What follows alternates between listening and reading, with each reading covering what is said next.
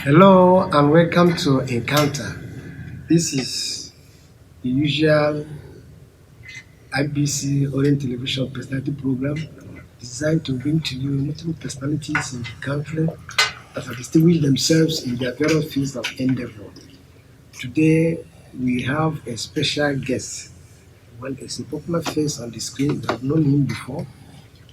Maybe they not have known him, but I have a literary giant, a scholar, a writer, a publisher, and a public administrator.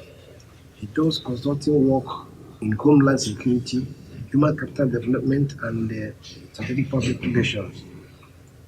I'm talking of no other person than a man who presently plays the role, policy role,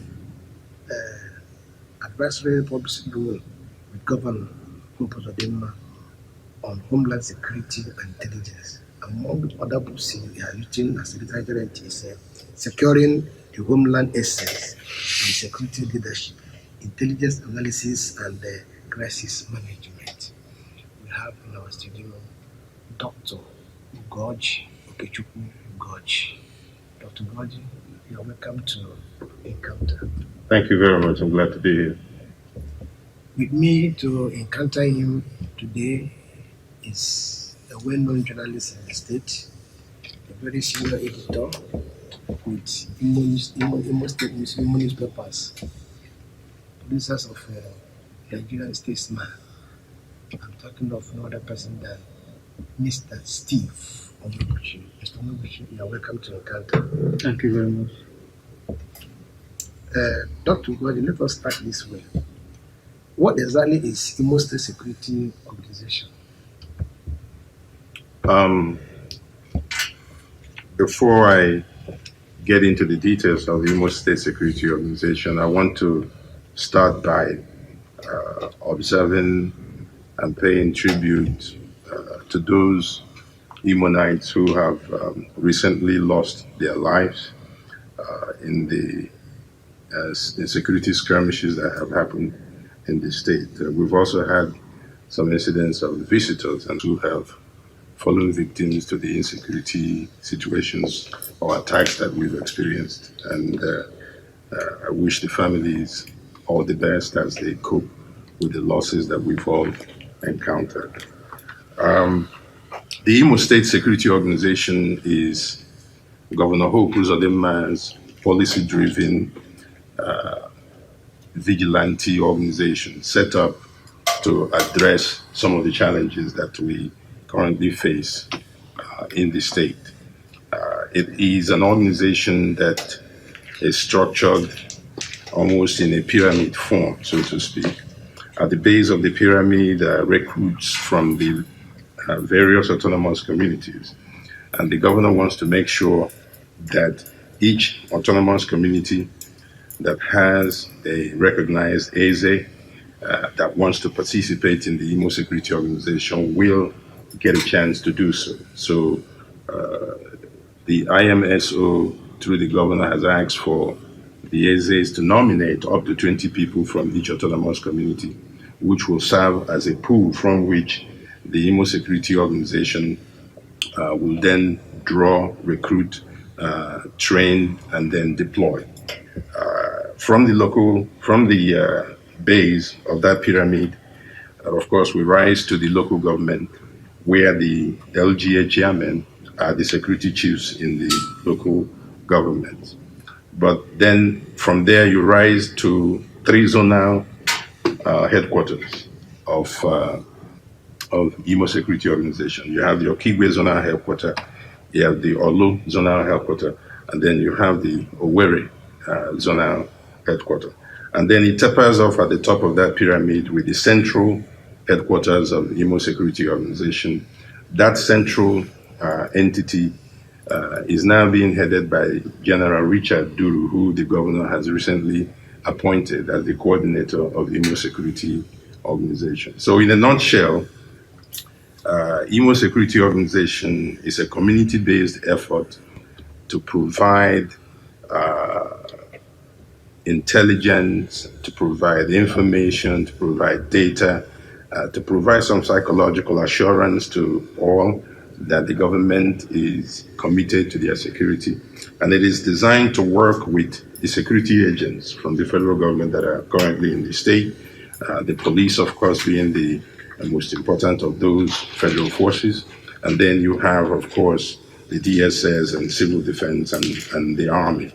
So that's what the Imo Security Organization is in a nutshell.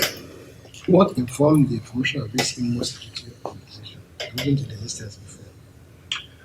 Well, there were vigilante groups in Imo before this, and several of them have become moribund, so to speak, before Governor Zadima came to office. So there has always been an impetus to have security and safety in the state, both in the previous administrations and more importantly in the current administration. So the impetus is to provide a community-based outfit that will work with the police and other security agencies in the state to provide for the safety and security of the state. That's the impetus. Thank you, sir. Now, recently, the Southeast governors announced a security outfit tagged Ebubago. This Imo security outfit is an annexure of this Southeast security outfit, Ebubago. Ebubago is the general concept, an idea that the governors announced. My understanding that is that each state can name its own organization any way it chooses. The governor of Imo State, Governor Zadema, has chosen to name the Imo State outfit as the Imo Security Organization. It is designed to work in tandem with other security outfits in the Southeast. So it is not a deviation from Ebubago, even if it's not called that. Now, the logo of the Imo Security Organization is AGO. That's the logo. And AGO, for those who have been making the mistake, is not the lion. AGO is the leopard. That's what our ancestors told us AGO is. It's not lion, it's not the tiger. AGO is the leopard. So AGO is the logo of the Imo Security, or the symbol or mascot of the Imo Security Organization, that will work in tandem with the central body of Ebubago in the southeast and work with other security outfits also in the states in the southeast. The AGO we're talking about in Igbo, what people mistakenly term as AGO is lion, and lion is Odom and not AGO. Correct. And then we call it Odom Nebuago. Correct. Odom Nebuago. Correct. As it may, what exactly are these people doing? Wouldn't there be a kind of working in opposite direction with security agencies already established by law and the states? If by law you mean state laws that had established security agencies in the past, those laws have been updated and repealed and replaced by the Imo Security Organization law that was just passed this year. The governor had invited me to the signing ceremony that signed the bill passed by the House of Assembly into law. So that law is now in place. The Imo Security Organization is backed by law. If by law you mean federal agencies that are in the state, Imo Security Organization is designed to work in collaboration with the police and other security agencies from the federal government that are located within the state. So it is not in conflict, nor is it in competition.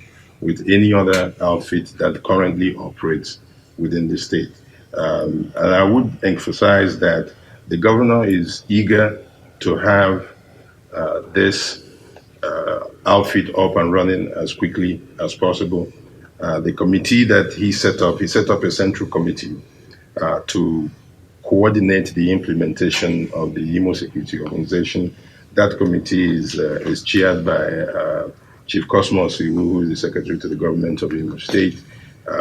I am involved in that committee. General Richard Duru, who is the coordinator of the Imo Security Organization, is also in that committee. We've worked closely with the Chief of Staff, Chief Anye here, and several other members of the committee. We've worked from last Friday to Saturday, Sunday, Monday, which was a public holiday. We worked throughout all those days to make sure that we meet the governor's sense of urgency to have this outfit up and running as quickly as possible. Excuse me, when I wait to take off. Okay, as I said, we worked throughout last weekend, through the holidays. We are currently or just finished the selection process. In other words, each autonomous community was asked to nominate up to 20 people from their community, 20 young people. Those forms have now come to us. By us, I mean the secretary to the government and the committee that the governor set up to coordinate the implementation of this effort. So those forms came to us last week, and we have worked throughout the weekend to select from each autonomous community who submitted forms a number of young men and women who will serve as the initial batch.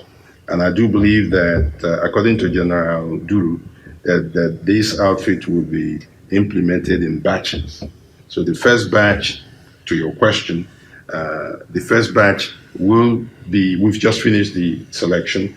They will go into final screening, including drug tests for the recruits, and then final selection for the first batch. And the training will be about 2 weeks because of the urgency that the governor has emphasized to get this running. So we anticipate that in the next 3 to 4 weeks, the screening, the training, and the equipment of these individuals would have been ready. I anticipate that the governor will do a formal launching of the outfit, and then after that, this first batch of recruits and officers will be deployed to their various communities. Yes, okay. Go ahead. I was to ask him that question, which you are trying to get. In addition, sir, what are the criteria? What are the qualifications tools that are to be employed for this security outfit? Okay. One, we clearly don't want people with criminal records. So we have asked the DPOs in the various areas where these autonomous communities are located to certify to us that the nominees are devoid of criminal records. Two, we don't want people who are involved in the use of illicit drugs, cocaine, marijuana, whatever that is illegal out there that some young folks are indulging in these days. So there's going to be a drug test, according to General Duru, which will screen out those who turn positive with the content of these illegal drugs in their systems. So that's that. Clearly, we want young men who are patriotic, who are committed to the safety and security of their immediate community and the state at large. We want young men who will have no fear about informing on troublemakers, those who plan to cause trouble in the state or those who plan to disturb the peace in the state. So those are among the criteria. There is no gender discrimination.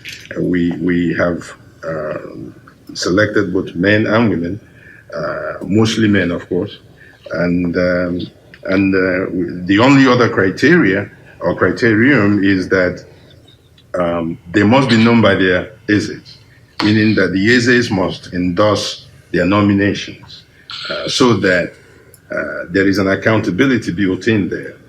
When these young people are trained and deployed, if trouble still continues to happen in some of these communities, we know who to go ask and hold responsible, because the Ezes are the chief security officers in the autonomous communities.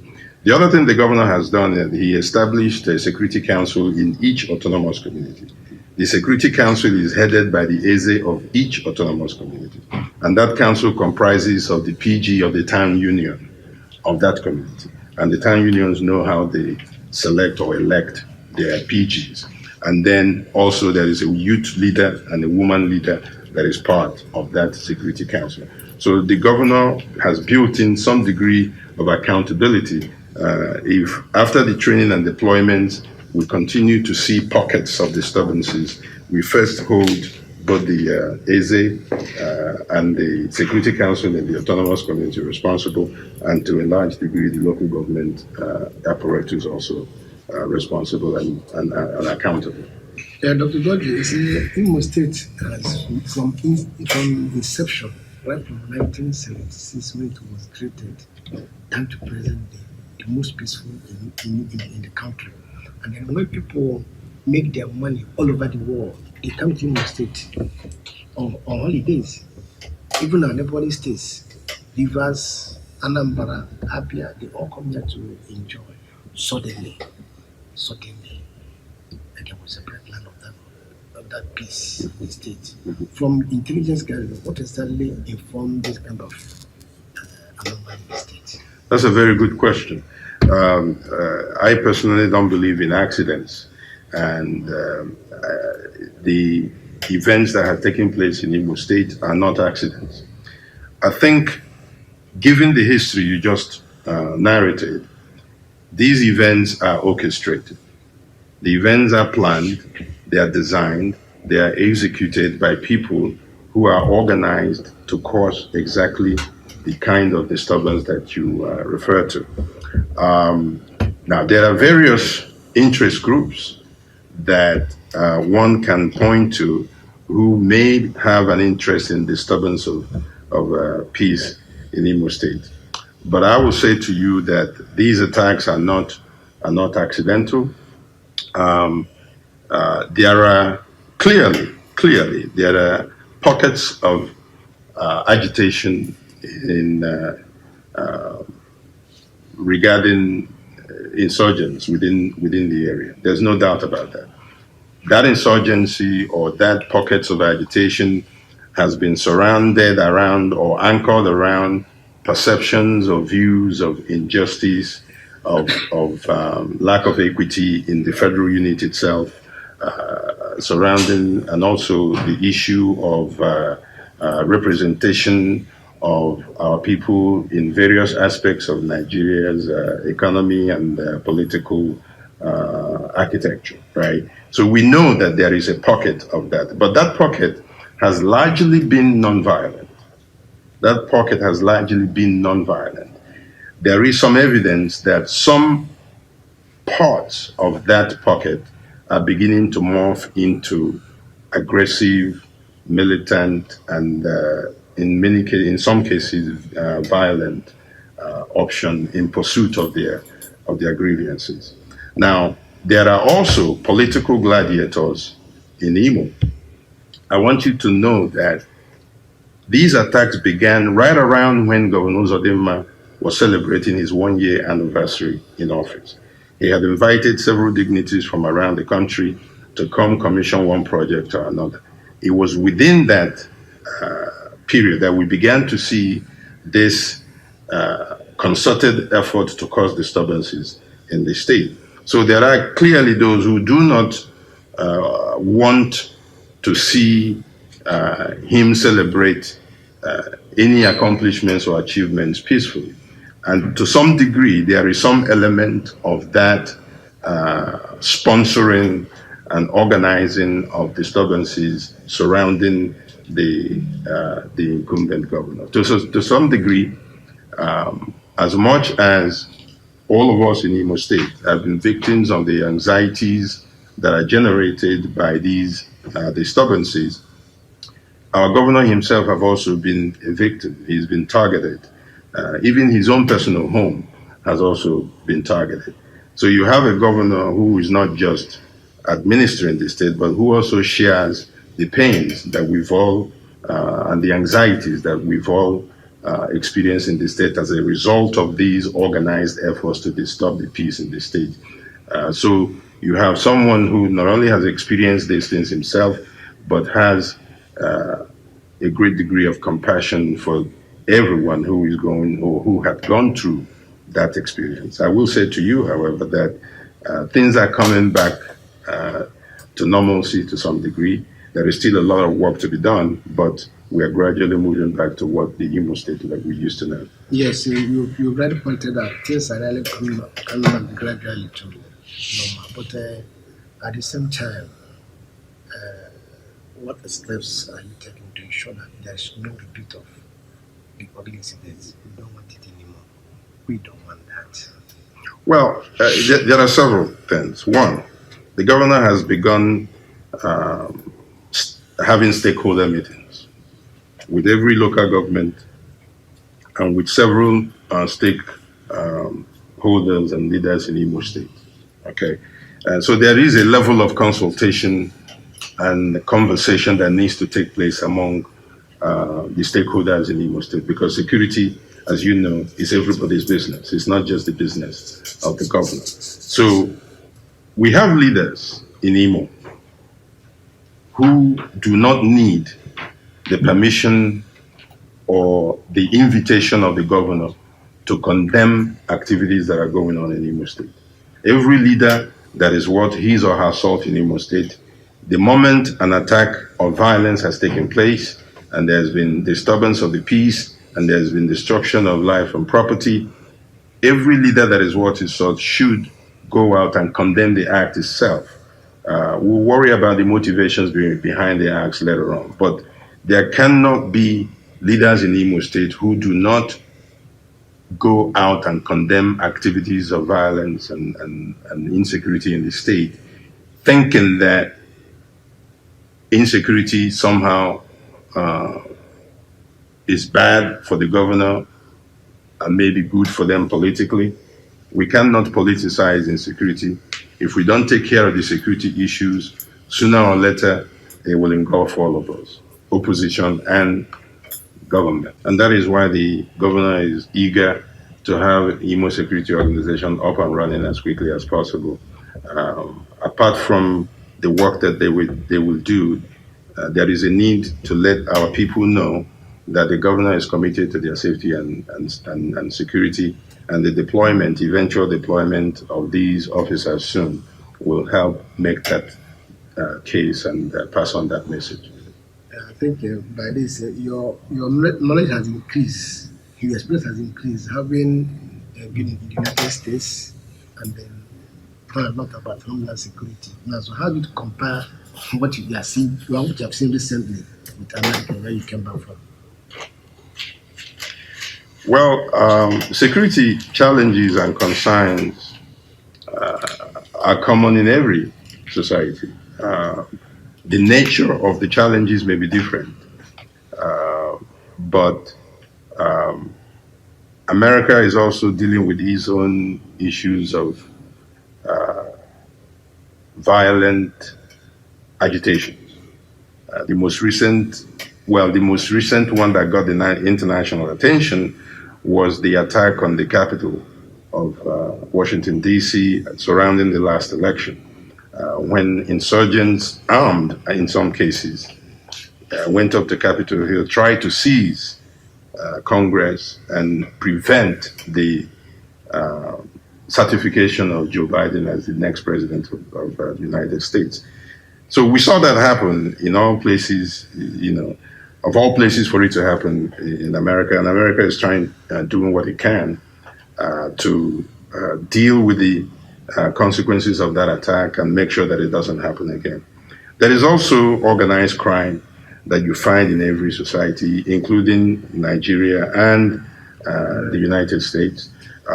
As I say to people, more black men, more people are killed in the streets of Philadelphia, Trenton, Chicago every day than what we are experiencing here in Imo State. And yet nobody says we can't visit America anymore because there are problems in America. We will handle our issues in Imo. We will return Imo.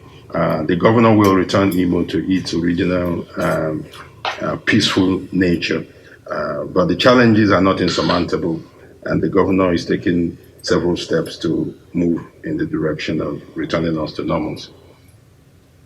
Yes, because I thought by now you will have sent your people back to United States, or we ourselves went back to that place when we had the security challenges, but you remain here with us. What exactly from that?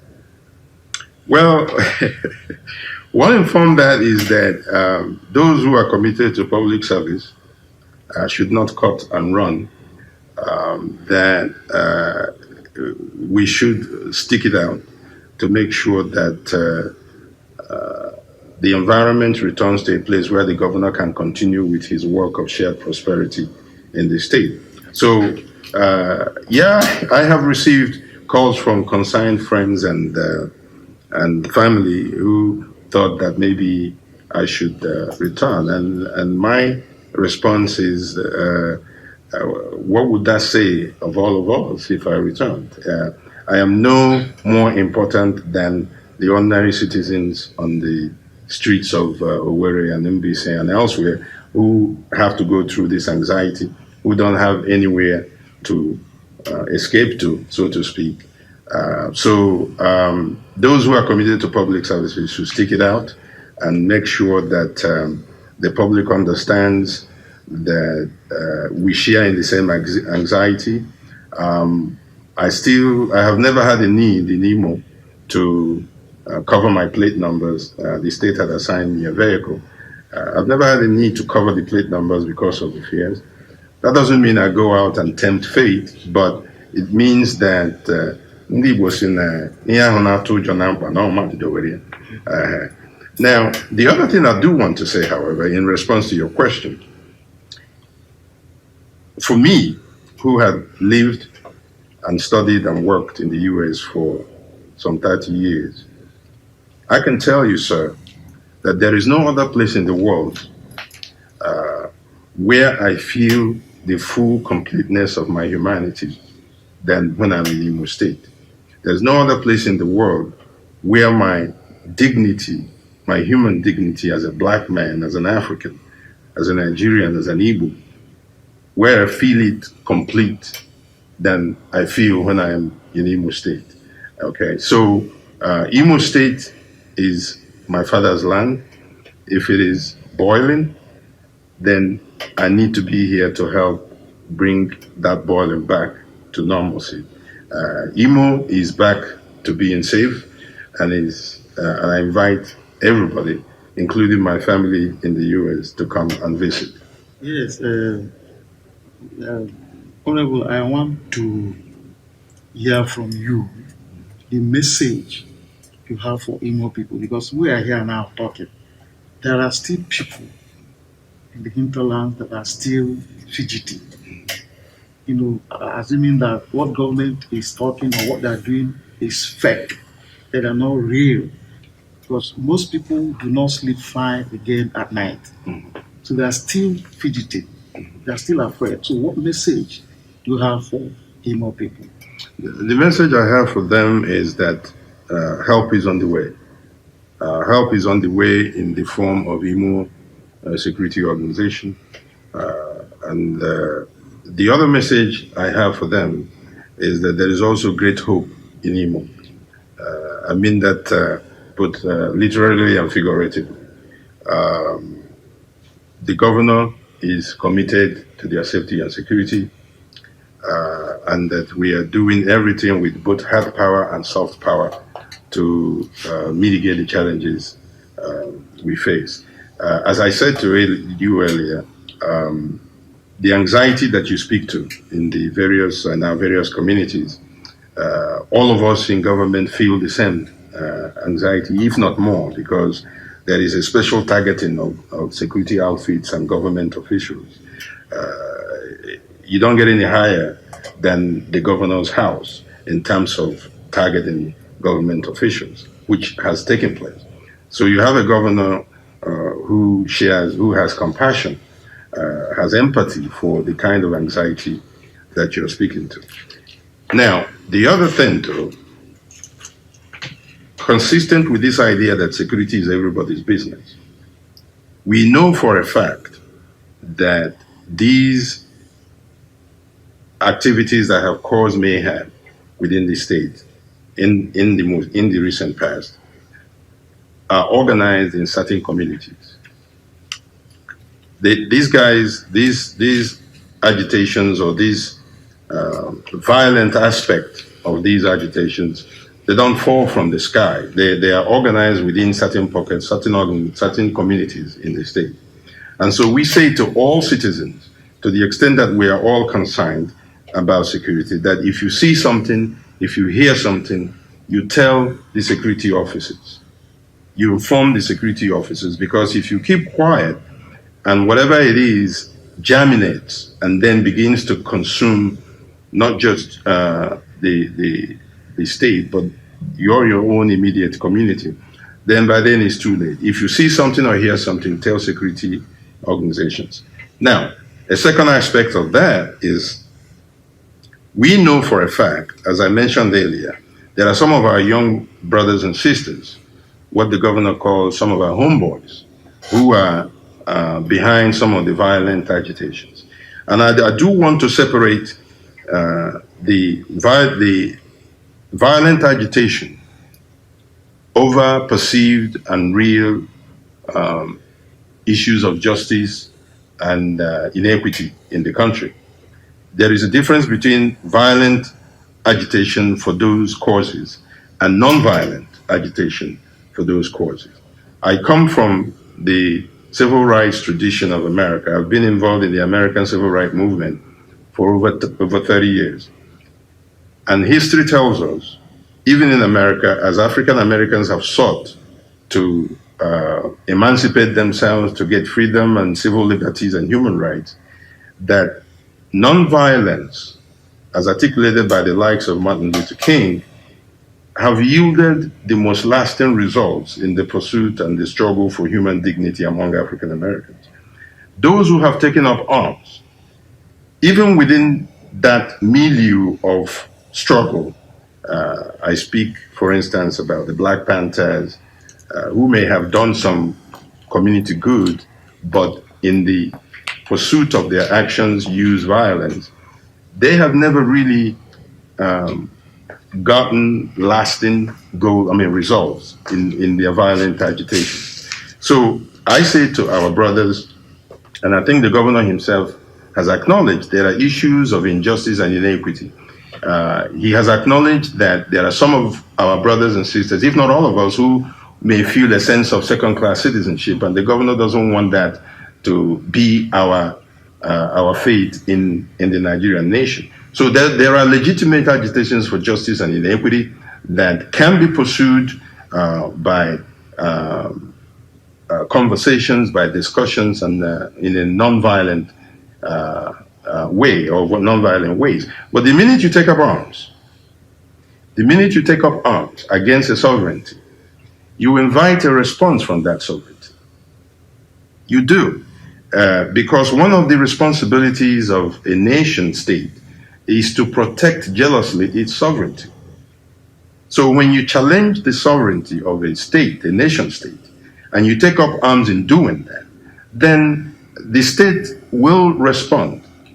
In the Imo Homeland Security Organization, there's a clause in there, the law that backs it, there's a clause for human rights and civil liberties of the citizens, even as these security officers do their work. All right, so the government, by that I mean the Imo State government, is cognizant of the fact that we must respect the civil liberties and the human rights of our citizens, even in pursuit of our security challenges. However, the governor does not have control of forces like the police or the army or the DSS who operate within the state, and those are the security representatives of the nation state. So when you pick up arms to go against those forces and to target those forces, there is a natural expectation that they will protect themselves and that they will provide a resistance to the force.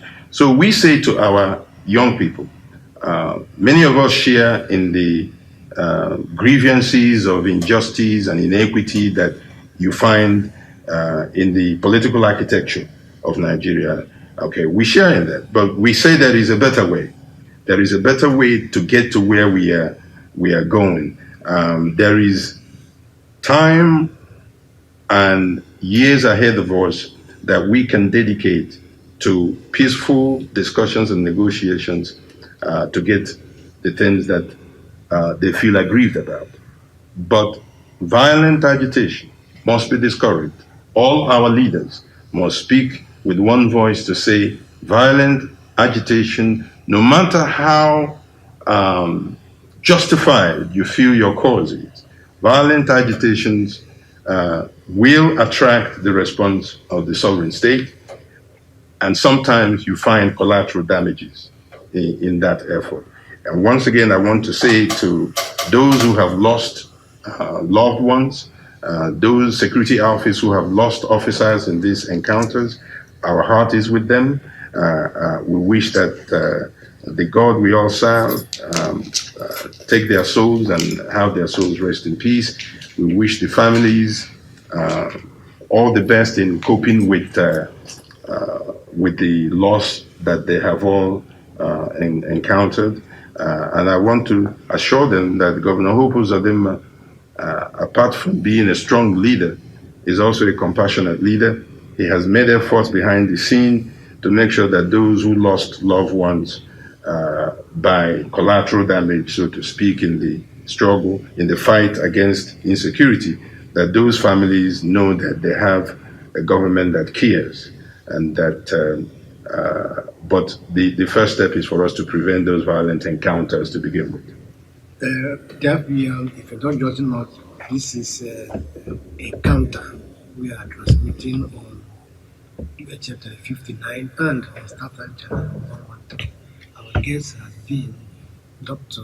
Ugorji. Dr. Ugorji is an expert in homeland security and has been assisting the states in this regard. Dr. Ugorji, one of the perennial problems in the states that is working against agricultural development is open grazing.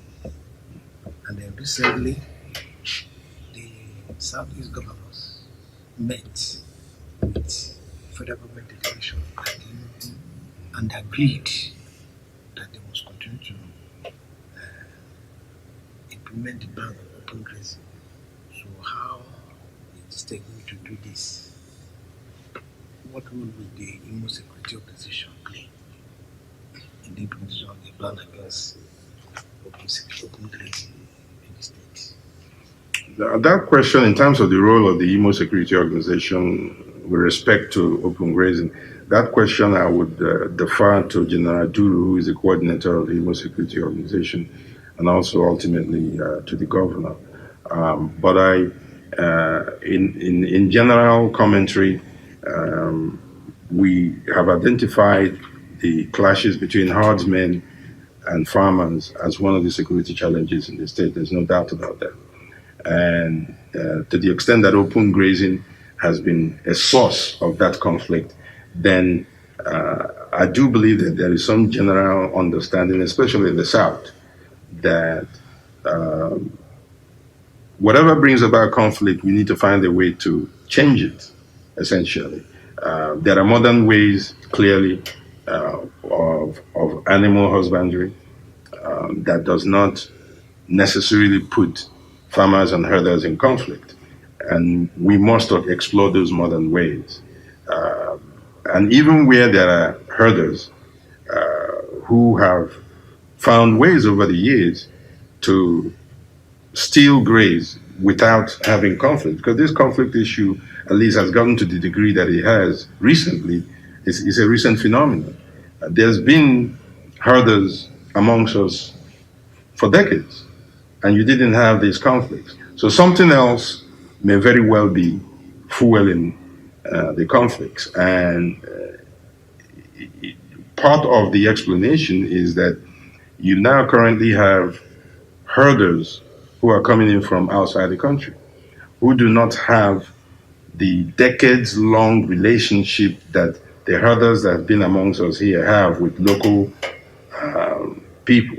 And so these herders, to the extent that those of them come from outside the country, don't have the same sensibilities or may not have the same respects that their brothers had developed over the years living among us.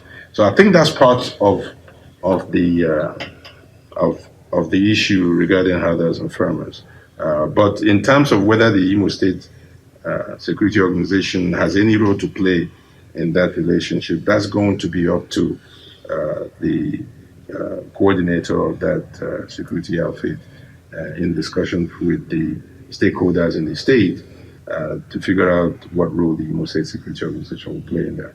Yes, Dr. Ugorji, I was privileged to have read your poem, She's a Tana, and then quite appreciate what you put down there. This your work on securing the homelands, essays in security leadership, intelligence analysis, and crisis management. What is it all about? I'd like to also have an essay about what you put down there. Okay, the book is a collection of essays on various aspects of homeland security. Homeland security goes beyond policing. A lot of people equate homeland security with policing. Policing is only one aspect of homeland security. There is intelligence gathering, there is crisis management, there is strategic planning, there is communication during the moments of crisis, because people who manage crisis well can prevent the escalation of the crisis and can work towards the resolution of the underlying issues that rose to the crisis. So Homeland Security encompasses all of that. So I wrote about 50 to 55 essays over the years on various aspects of Homeland Security.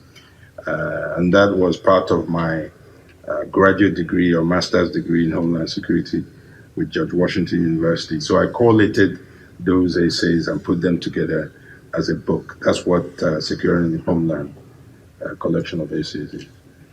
So, what do you expect to achieve from that? What does the viewer benefit from it? Well, you benefit in understanding the universality of security challenges, meaning that whatever we're experiencing here, several other communities around the globe are experiencing them. So if you understand that your situation is not unique and that others may have faced it, then you can go to those who may have faced these issues before you, learn from them, and try to the extent possible, apply what you've learned from other environments. That's one.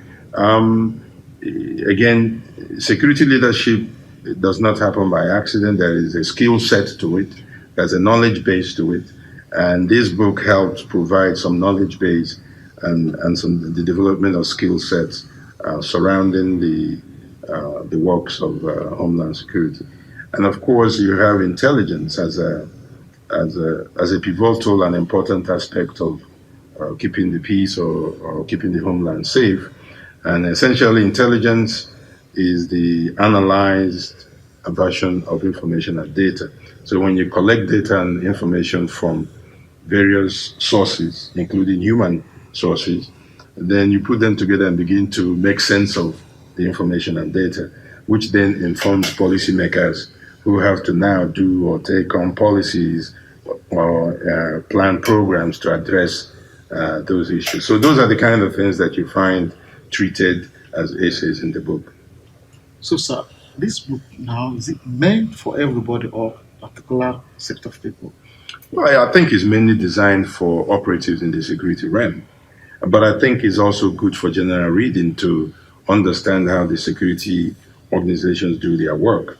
But it is mainly designed for those who are scholars and students and teachers and practitioners in the security realm. And by that, I mean all aspects of the security realm, cyber security, military, civil defense, intelligence like DSS, and vigilante groups. Dr. Ugorji, it has been a wonderful time listening to you on security challenges in the state. You did mention that injustice was one of the reasons why people were agitating. What is the issue and advice to the government of the day, federal, and to the states on how to address this issue of injustice so that there won't be any more agitation? Yeah, I don't think you are ever going to completely eliminate agitation. So people will always agitate for their various interests. But there are glaring issues of inequity, let me put it that way, that even some operators in the federal government see that it is clear. The sense of belonging that all of us, all components of the Nigerian state must feel as a buy-in to the nation state, that sense of belonging often is reflected in infrastructure that you put in all corners of the state, of the nation state, is reflected in the appointments you make to visible and consequential positions at the federal level. Those are how you demonstrate or give people a sense of belonging. To the extent that that has been not adequate, then it is in the interest of all of us, it is in the interest of the nation state itself, for the federal authorities to address some of those inequities and some of those concerns of injustices. No Nigerian, in my view, whether you're Fulani, Hausa, Yoruba, Igbo, Ijaw, or Ugoni or whatever, no Nigerian should feel that he or she is a second-class citizen in this country. And it is the duty of those who govern us to make sure that that feeling is ameliorated to the extent that it exists. And so that would be one. The other issue is this issue of ideation, right? You can't defeat an ideology militarily. You generally can't.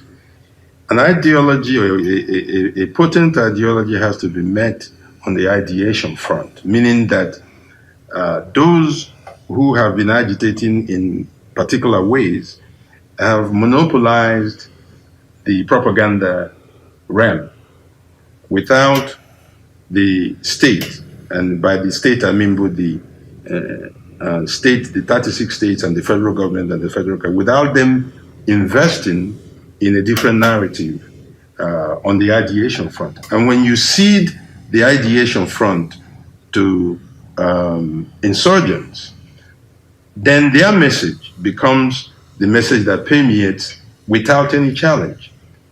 It is time for leaders, by that I mean individual leaders all over the country, and the governors and those in the presidency, to engage fully in the ideation front to help change the narrative. Because in the absence of an alternative narrative, then the ordinary person on the streets and in the villages and the rural areas begin to believe the propaganda they see on social media, even if that propaganda is wrong or ill-fitted. So we need to take a concerted effort to say to our brothers and sisters that there is an alternative narrative to what they've been hearing, and we need to go out and make that narrative available to the people. Dr. Ugorji, time is not on our side.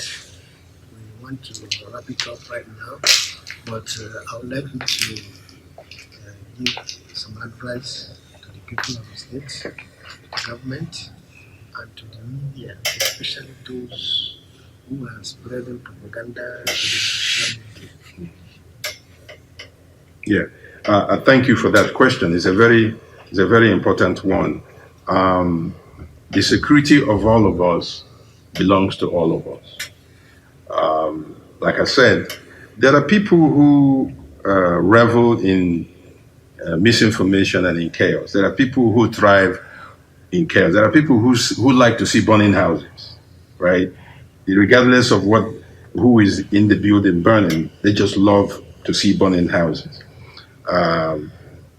We need to work together as a state and as a people to bring the temperature in the state down.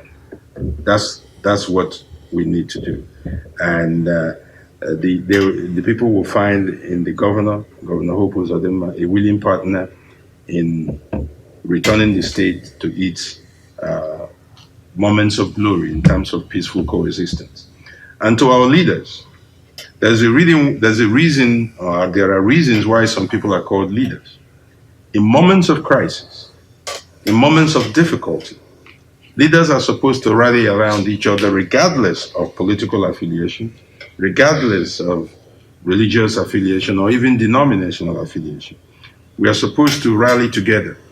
There is nothing preventing any leader or anybody who calls himself or herself a leader in Imo State from condemning acts of violence, from condemning burnings and targeting of security houses, from targeting security officials for killing. Those security officials are human beings like all of us. The agitators are also human beings. They are our brothers and sisters.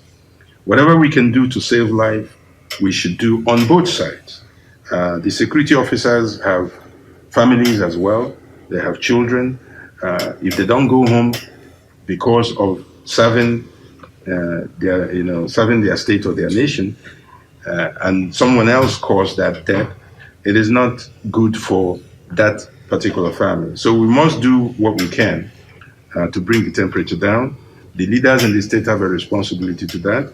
The governor himself, as the chief executive officer of the state, is cognizant of the responsibilities in his office to make sure that we return the state to some sense of normalcy. On that note, I want to thank Dr. Ugorji for coming to this program. We hope to have you some other time. Thank you very much. Thank you. It's been a pleasure.